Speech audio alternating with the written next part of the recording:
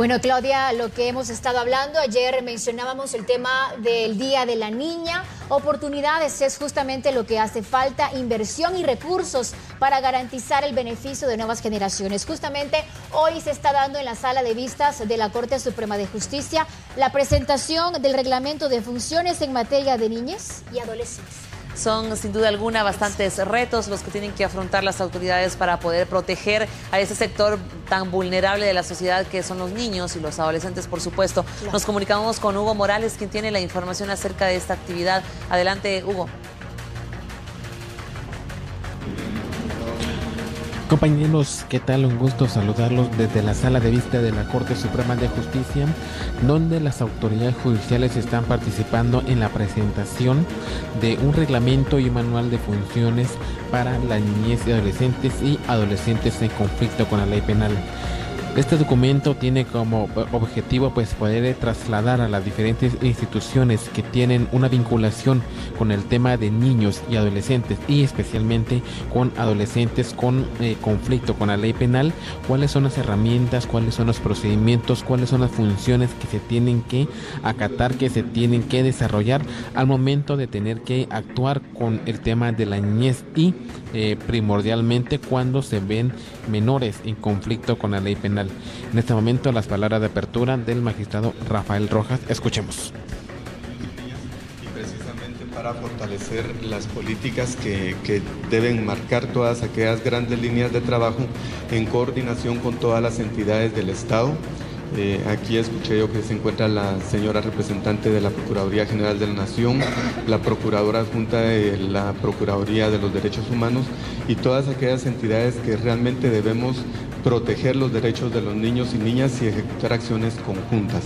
Asimismo, también con la participación y el consenso con todas las entidades de la sociedad civil, que dentro de todo el marco de la cooperación podemos realizar acciones para poder encaminar nuestras funciones en aras de esa protección que debemos dar, igualmente con la participación y el aporte que puede dar también el Consejo Nacional de Adopciones.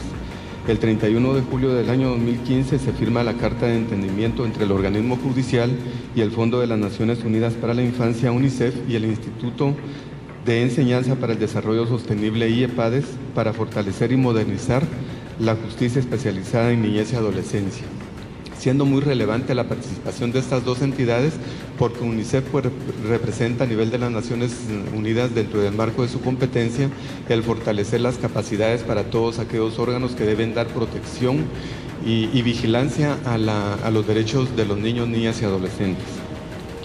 En el año 2016, la Cámara Civil y la Cámara Penal impulsan un proceso de redefinición y ajustes al modelo de gestión judicial para construir y validar un manual de funciones en los puestos para los juzgados de primera instancia con competencia en materia de la niñez y adolescencia y adolescentes en conflicto con la ley penal.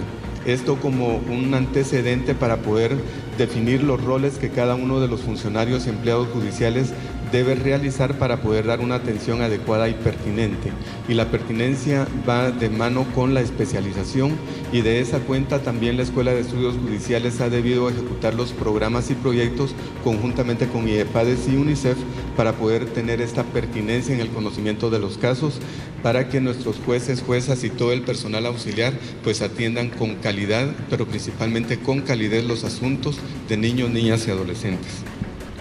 Compañeros, estas serían las palabras del magistrado y presidente de la Cámara Civil, Rafael Rojas. Pues indicaba de que el funcionamiento de este documento pues es poder también ubicar las funciones de todos los trabajadores del sector justicia, desde los agentes de la Policía Nacional Civil, un secretario, un oficial, el mismo juez, las personas que tienen el contacto directo con los niños en algunas ocasiones que están bajo el abrigo del Estado guatemalteco, y también tener la mesura o tener tener el conocimiento de cuáles son las funciones y cuál es el actuar cuando se trata de menores en conflicto con la ley penal.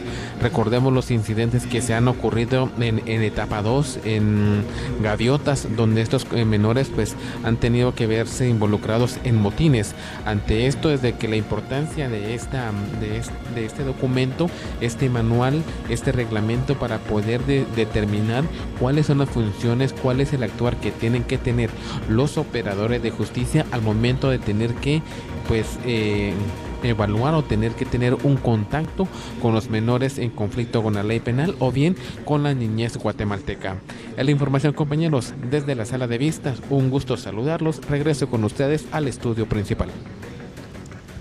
Gracias, Hugo Morales, desde la sala de vistas del organismo judicial. Claudia, un tema muy interesante que realmente las autoridades deben tomar en cuenta y deben abordar. Hoy en día la mayoría de actos vandálicos y asesinatos son justamente efectuados por jóvenes menores de 18 años, quienes son contratados por recursos escasos económicamente hablando para poder asesinar y delinquir, justamente aprovechando cómo ellos prácticamente son institucionalizados y el poco tiempo que conlleva para ellos cumplir condenas cuando son menores en conflicto con la ley. Así que es un tema realmente que hay que abordar, profundizar la clasificación de estos jóvenes según sus perfiles para posteriormente el organismo judicial y también las leyes se puedan abordar y se puedan hacer cumplir en estos casos. Así es, y hablando de que los adolescentes y los menores siempre, pues ahora en nuestro país se están involucrando en muchas ocasiones en actos vandálicos. Lo que sucedió hoy en Retaluleu, que fueron remitidos 2 menores